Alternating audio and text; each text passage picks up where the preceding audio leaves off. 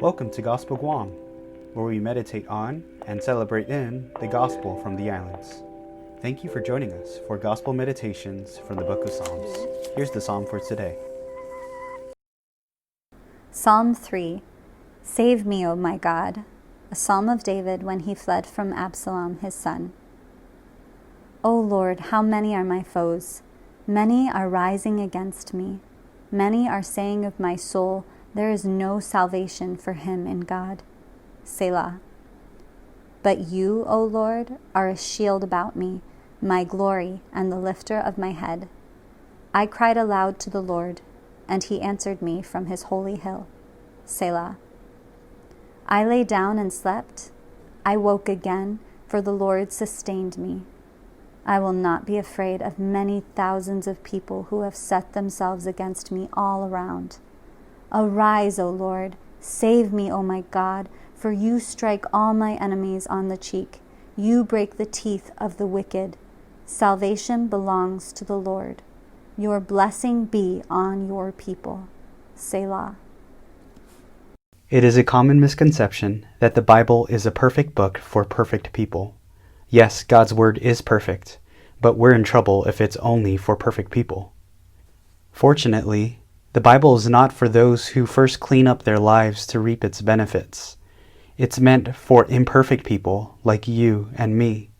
Even as we read about the people in the Bible, we see people in their humanness.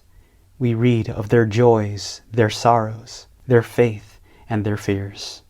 In Psalm 3, we find David in one of his struggles. He cries out to God, saying, "How many are my foes? Many are rising up against me."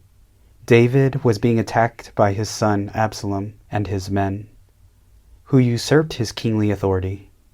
They even taunted him, saying, "There is no salvation for you in God." And although our lives are not being threatened in the ways that David's was, and although we may not get the same type of taunts as he got from his enemies, we face different types of enemies in our lives as well. Enemies that cause us to doubt God's goodness and bring discouragement, despair, and hopelessness in our lives. So, how does David move from fear to faith? He does it by not letting his enemies have the last word. He runs to God and reminds himself of what he says about his situation. And as he meditates on God, he finds that God is his shield, the uplifter of his head. In God, he finds rest and moves his feelings from fear to faith. In the end, he finds his resolve that salvation belongs to the Lord and he will be blessed in him. So what are the taunts of your enemies? Do you allow them to have sway and power over your life? Remember that the enemy does not have the final word. Christ does. In 1 Corinthians, we see that we even have victory over the worst of our enemies, death itself.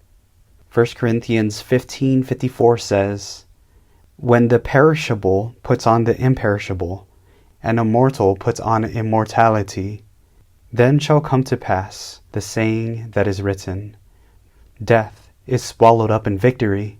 O death, where is your victory? O death, where is your sting?"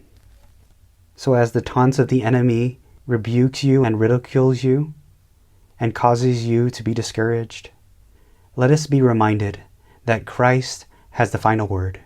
Christ will gain the victory. And let us trust in him and let us read his word and find power in it.